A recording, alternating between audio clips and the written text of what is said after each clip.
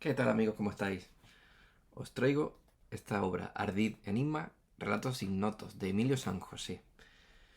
Una serie de relatos de ficción contemporánea que invitan al lector a meditar sobre lo leído y a forjar su propia opinión. Historias que cabalgan a caballo, entre el suspense, la intriga o la ficción.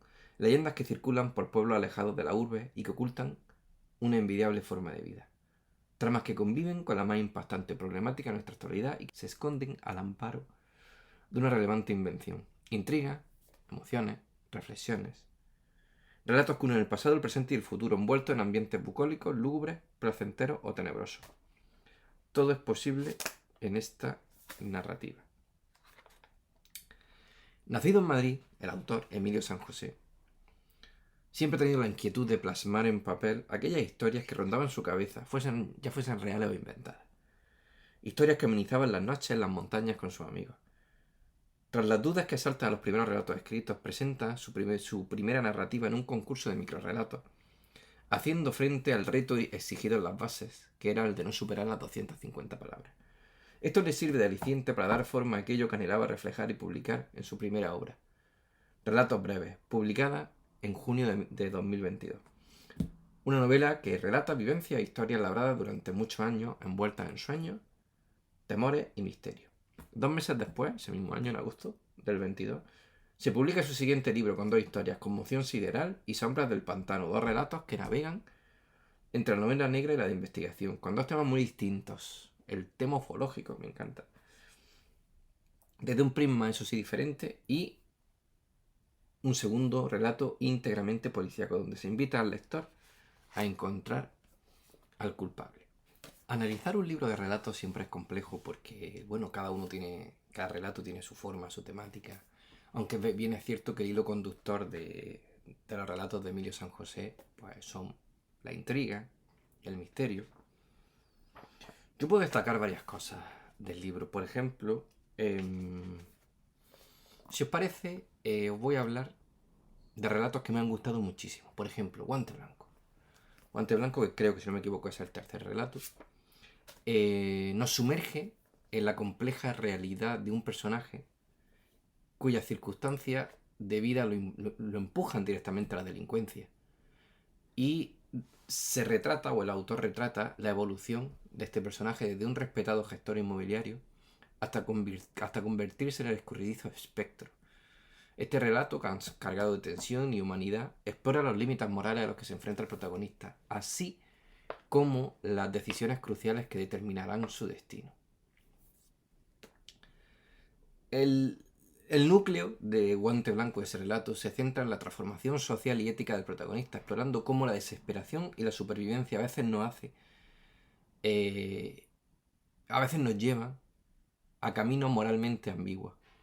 Quizás varios relatos exploran esto, como por ejemplo el relato Ambición, que es el primero del libro, e incluso el segundo de ellos, que se llama Los cimientos de la mentira, que está en la lista de relatos. La historia de Guante Blanco, os decía, profundiza en la idea de la redención y la búsqueda de un propósito en medio de la adversidad, así como en las consecuencias imprevistas de nuestras acciones. Por supuesto está el personaje de Espectro, un personaje complejo que va evolucionando, como he dicho, y su habilidad para adaptarse y sobrevivir en situaciones adversas contrasta directamente con la lucha interna y su deseo de redención. Creo que Espectro es un fiel reflejo de la resiliencia humana y de cómo las circunstancias pueden moldear, pero no definir completamente nuestro carácter y nuestras decisiones. En contrapunto está Mateo Jurado y el sargento de la Guardia Civil, que representan el lado de la ley y el orden, persiguiendo a Espectro a lo largo de todo el relato, a través de su determinación por capturarlo. El narrador, el escritor, que esto lo hace brillantemente bien, explora los desafíos a los que se enfrentan la autoridad de los cuerpos de seguridad del Estado para mantener o buscar la justicia. Una característica de este relato y de todo el libro, de todo este compendio, es el estilo narrativo que equilibra una descripción muy detallada con un diálogo ágil. Los diálogos ágiles están muy presentes en este libro y lo que hacen es capturar tanto la tensión como los momentos de introspección, no solo del protagonista del relato Guante Blanco, sino de todos los relatos. El autor juega en muchos de ellos a que reflexionemos sobre la delgada línea que separa el bien y el mal, y cómo la percepción de la justicia o de lo que está bien puede variar según la perspectiva desde la que se mire. Guante Blanco, sin duda, además, perdona que haya cogido este relato, pero es que me ha gustado mucho, ahora hablaré de otros dos. Creo que es una historia que desentraña la complejidad del alma humana, presentando un personaje atrapado entre su deseo de supervivencia y su anhelo por hacer lo correcto. Pero sobre todo a través de esa figura, la de espectro, es simplemente una excusa del autor para invitarnos a cuestionarnos, a que nos cuestionemos nuestros propios valores y a que consideremos cómo es el impacto, cómo impactan nuestras decisiones en la vida de otras personas.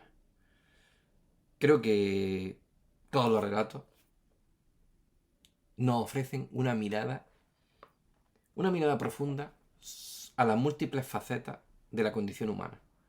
Y yo creo que nos va a dejar este libro, por lo menos a mí conmigo lo ha hecho, reflexiones sobre la moralidad, la redención e incluso el poder de la compasión. Hay otro relato que me ha gustado mucho, que es el de abducción, quizá por la temática ufológica, que me encanta.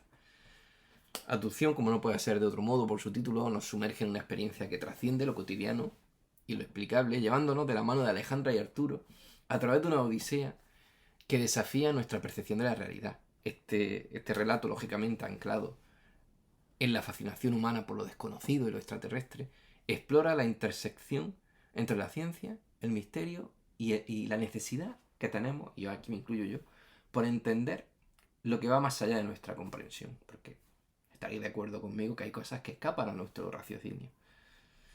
El relato se centra en una experiencia de abducción vivida por una pareja de ingenieros empleados en una empresa aeroespacial. Y se encuentran con una serie con una civilización extraterrestre cuyas intenciones y tecnologías les son absolutamente ajenas.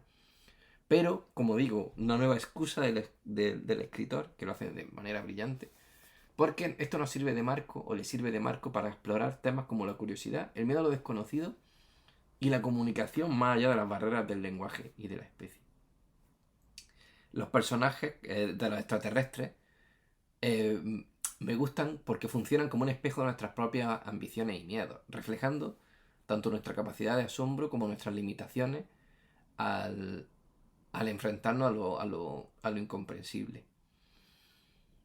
La historia nos plantea preguntas sin respuestas definitivas al propósito de las consecuencias de este encuentro fantástico entre humanos y extraterrestres, y con un final abierto que lo deja a la interpretación de cada uno.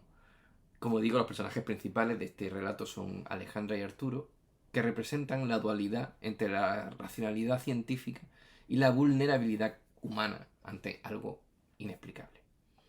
Experimentamos con ellos la maravilla y el terror de enfrentarnos a una cosa desconocida y el dilema ético existencial que se plantea con un contacto con una inteligencia no humana. Son relatos llenos de intriga, de misterio, unos más sobrenaturales, otros menos. Y para no hacer pesada la reseña y para que os quedéis con la esencia del libro, que me ha parecido un libro maravilloso, voy a analizar las ánimas. Yo siempre barriendo para casa, barriendo para el misterio. Las ánimas, que se ambienta en el pintoresco pueblo de la Alberca, se adentra o se aprovecha, y entendedme en el buen sentido, eh, del rico tejido cultural y espiritual de una comunidad arraigada en tradiciones y leyendas. Este relato, a través de la experiencia de la familia Martínez, destila una exploración profunda de cómo el pasado y el presente se entrelazan y de cómo las creencias y los rituales ancestrales siguen ejerciendo una influencia intangible sobre nosotros, sobre los vivos, ahora mismo. Es de nuevo un choque entre el racionalismo moderno y el misticismo tradicional.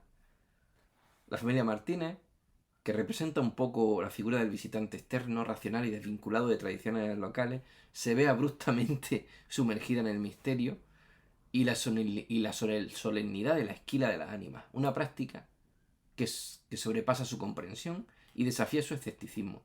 Este relato pone de manifiesto cómo hoy persisten tradiciones que si las analizamos, quizás puedan parecer descabelladas a día de hoy, pero cómo estas pueden impactar a personas ajenas a su contexto original. Aquí destaco las descripciones y la introspección emocional de los personajes de este capítulo. El autor no solo rinde con este capítulo un homenaje a las ricas tradiciones que tenemos en España, sino también nos invita a reflexionar sobre eso, sobre cómo impactan en nosotros.